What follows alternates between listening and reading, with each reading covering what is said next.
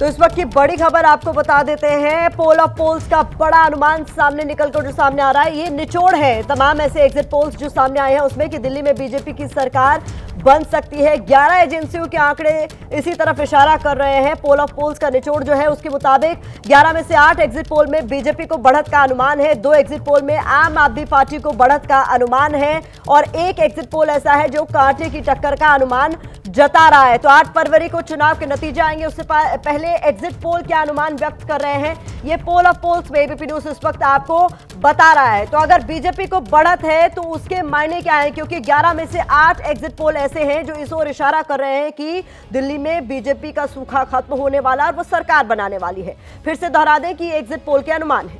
तो ऐसा माना जा रहा है कि मोदी के चेहरे पर चुनाव लड़ना कहीं ना कहीं कारगर साबित हुआ है बीजेपी के लिए। अगर ये एग्जैक्ट पोल्स में भी तब्दील होते हैं तो देश भर में बीजेपी के खिलाफ विपक्ष और कमजोर हुआ है, ऐसा एक मैसेज जा सकता है।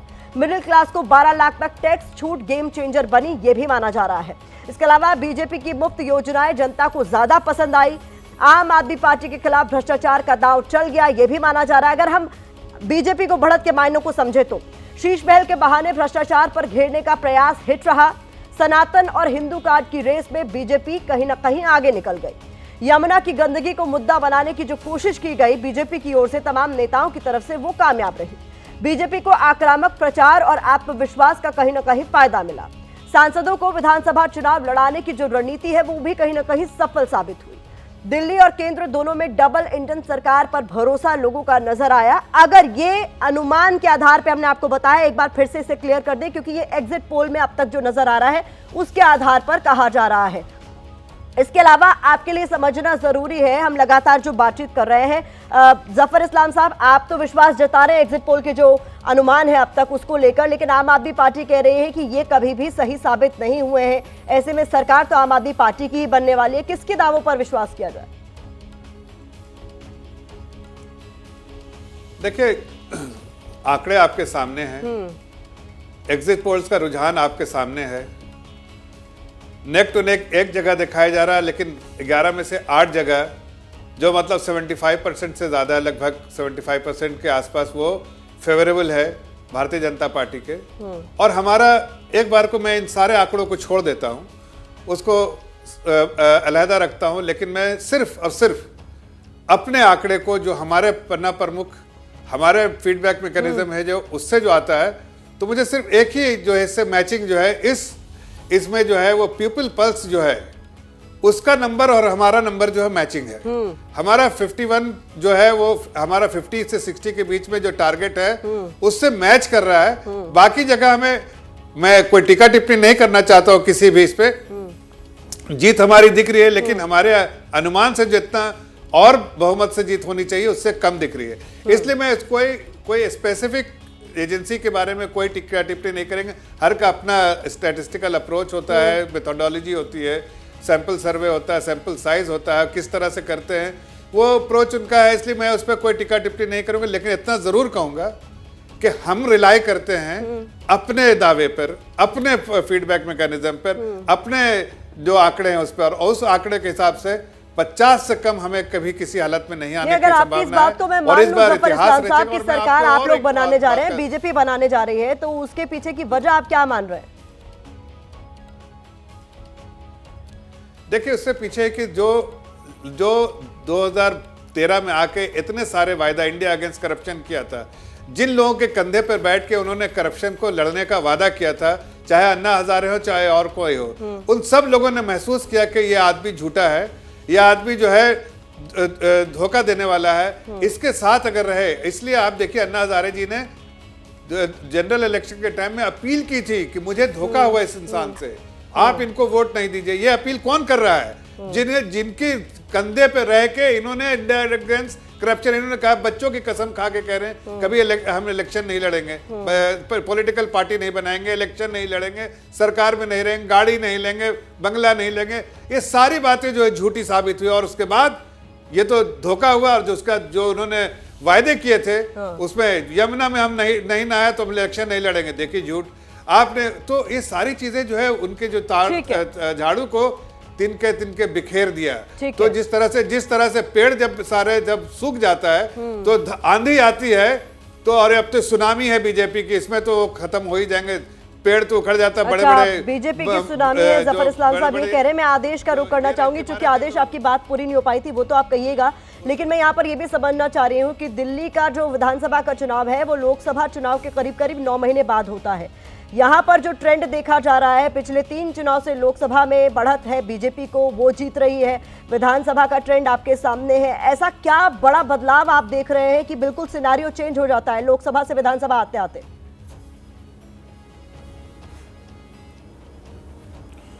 देखिए, जो पिछला ट्रेंड है 2015 का और 2020 का, जिसमें 2014 में जब प्रधानमंत्री मोदी को देश ने पूर्ण बहुमत की सरकार दी और उसके बाद 2015 में दिल्ली के चुनाव आए तो अरविंद केजरीवाल को भी बड़ा भारी संख्या में उनको समर्थन दिया गया। ऐसे ही 2019 में हुआ, 303 सीटें प्रधानमंत्री मोदी के नाम पे आई और 2020 में आपने देखा कि फिर से सरकार बनी केजरीवाल की।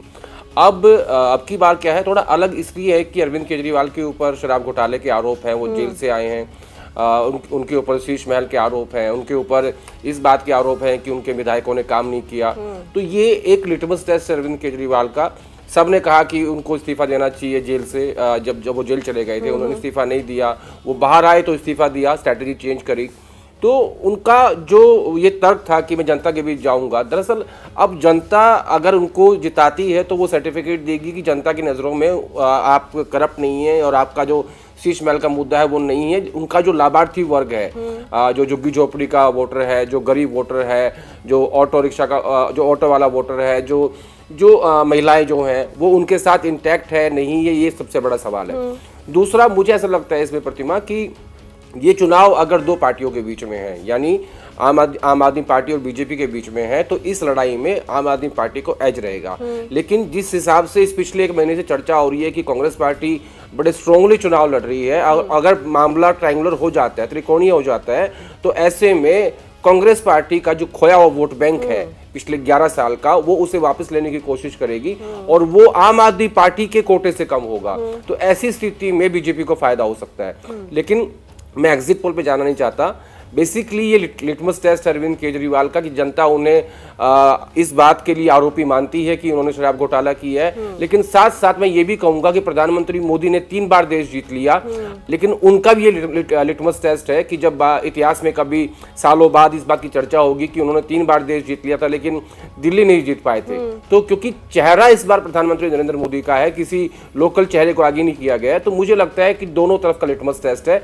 और ये भी कहूंगा कि राहुल गांधी ने जिस हिसाब से इंडिया अलायंस की लिहाज ना करते हुए आम आदमी पार्टी पे, अरविंद केजरीवाल पे सीधा हमला किया है शराब घोटाले में और शीश महल में, तो क्या दिल्ली की जनता उन पे भरोसा करेगी कि जो उनका वक्त, देखिए दोनों पार्टी का सेम वोट बैंक है। हाँ। जो कि अगर कांग्रेस पार्टी 4.5% से बढ़कर 10%, 12% तक पहुंचती है, अगर 10% क्रॉस कर लेगी तो मुझे लगता है कि ये नुकसान आम आदमी पार्टी का होगा। अगर 10% से नीचे रहेगी तो मेरा मानना है कि ज्यादा नुकसान नहीं हो पाएगा। ठीक है। तो कुल मिला के मैं आपको ये कह सकता हूं कि एग्जिट पोल पे आंकड़ों में मुझे ज्यादा यकीन नहीं है। ये जो आपने बात बोली बहुत इंपॉर्टेंट है और ऋतुराज जी मैं चाहूंगी जवाब आप दें। क्या यही वजह थी, क्योंकि आपको पता था कि पहले कांग्रेस के ही वोट बैंक में सेंधमारी आम आदमी पार्टी ने की और अपना बेस बनाया, और इस बार अगर वो वोट डिवाइड होते हैं तो नुकसान सीधा सीधा आपको है, इसीलिए बीजेपी के बटेंगे तो कटेंगे नैरेटिव को आप लोगों ने जमीन पे उतारा और उसको अपने तरीके से लोगों को समझाने की कोशिश की कि अगर आपके वोट बढ़ गए तो नुकसान सीधा सीधा आपका, आप सुविधाओं से कट जाएंगे।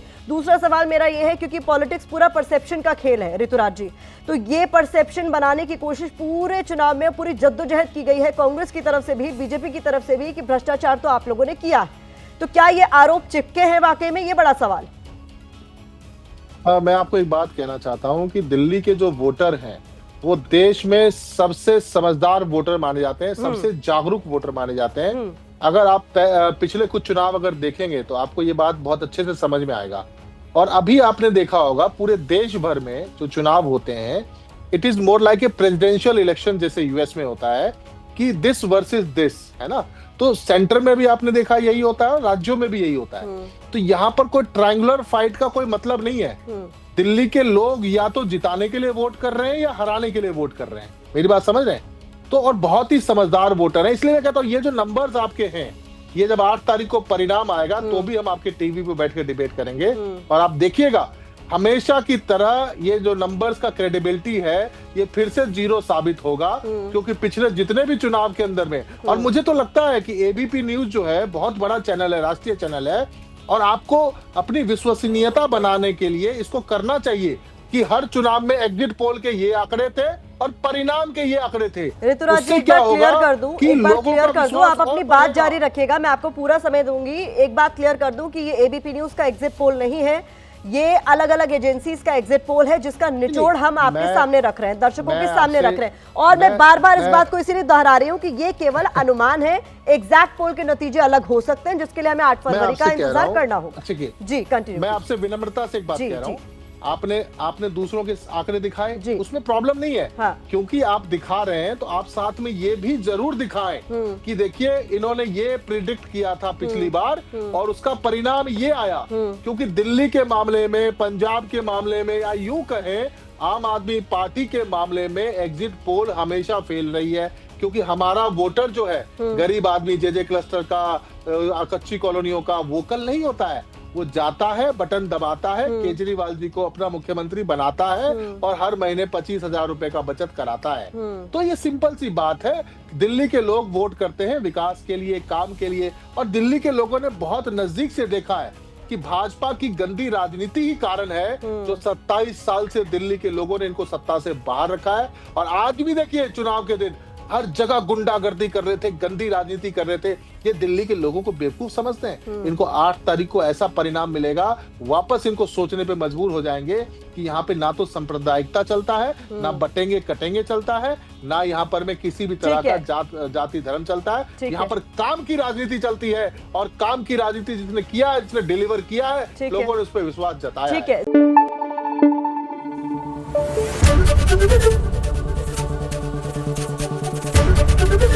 एबीपी न्यूज आपको रखे आगे।